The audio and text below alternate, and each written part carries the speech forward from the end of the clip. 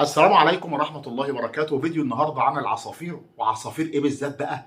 عصافير الرز وعصافير الكوكتيل. هم دول اللي انا بحبهم جدا وبربيهم، وعشان خاطر انا بحبهم وبربيهم عملت لهم قنوات. قناة للكوكتيل اسمها محب طائر الكوكتيل، والقناة دي كمان اللي هي عصفوري مشروعي.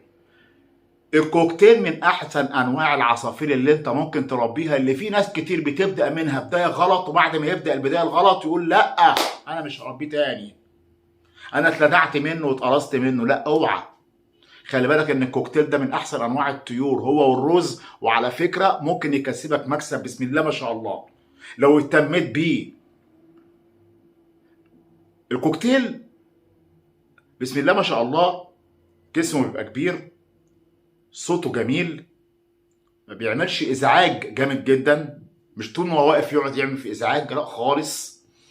هو الذكر بس بيقعد يغرد كده تغريدات جميله جدا في حاله لما بيكون عايز يعمل تخصيب مع الانثى، ولكن يبقوا هم هاديين خالص وساكتين ومفيش اي صوت طول النهار. اما الروز فصوته عالي شويه، ولكن الاتنين بسم الله ما شاء الله عليهم في الشغل. لو اشتغلوا عندك انسى.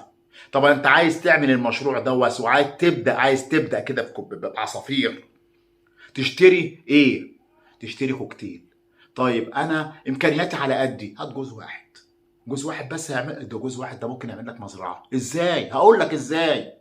انت هتجيب جوز واحد يكون سنه صغير مش كبير، 3 شهور الى 4 شهور، لسه صغير، ما اشتغلش عند حد ابدا، اول شغل عندك انت بس لوحدك. ولما يكبر ويبقى سنه 10 شهور علق له العش وسيبه وهيشتغلوا زي الفل. كل اللي هتعمله انت تقدم الاكل والميه والنظافه، مش اكتر. قفص كبير كويس. الكوكتيل بيبقى ليه قفص مخصوص اسمه قفص الكوكتيل، بيتباع في السوق. تمام.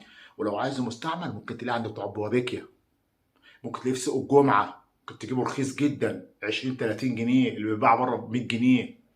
وتجيب عش وتعلق العش ده لما يوصل سنهم 10 شهور، هيدوك انتاج جميل جدا جدا جدا. ده مين ده؟ ده الكوكتيل. بيبيض كام بيضه؟ من 5 ل6 بيضات.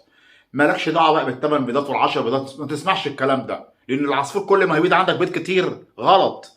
لان الام لما هتلاقي عندها عيال كتير هترضع ده كله ازاي؟ لا، هما ما يكون عندك 4 5 زغاليل وترضعهم هي كويس قوي، ده يبقى افضل ليكوا وللعصفور، عشان العصفور ما يتعبش اذا كان الام او الاب. طيب بتلقط كام يوم على البيض؟ 18 يوم الى 21 يوم في فصل الشتاء، 18 في فصل الصيف. الرز زيه بالظبط، هتجيبه برضه صغير، سنه شهرين 3، وهيشتغل بقى ده على سن صغير شويه، سن 7 8 شهور كده يشتغل. انما الكوكتيل بيشتغل على سن 10 شهور او سنه، انا بشغله على 10 شهور. طب الروز بقى بعد ما كبر كده عندك وبقى حلو، هتعلق له برضه العش بتاع الروز. طب والاكل بتاعه ايه؟ هو الاكل، هو الاكل بتاع البريكم بالظبط، بتاع الكوكتيل. بيليكم وفلاس، وبياكلوا لب سوري، وبياكلوا جرجير، بيض مسلوق، حته جزرايه، حته بطاطا، حته تفاحه، بس. وبعد ما هيشتغل ما عندك هيديك انتاج زي الفل. خد العيال دي بعد كده وكبرها عندك واعمل تاني نفس الكلام بالظبط، كرره. هتلاقي عندك مشروع روعه جميل جدا جدا جدا. طب والتسويق؟ انا لسه هقعد اقف في السوق في الشمس عشان خاطر ابيع لا اوعى، ما فيش كلام من ده.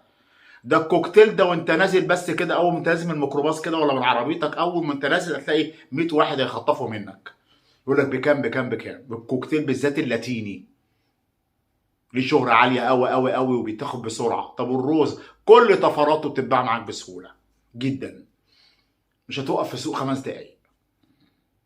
وكمان بيتباع على ايه؟ على الفيس، وانت قاعد في بيتك على جروبات. بشكركم جدا، بتمنى من حضراتكم الاشتراك في القناة، تفعيل زر الجرس. يا رب يكون الفيديو عجب حضراتكم. السلام عليكم ورحمة الله تعالى وبركاته.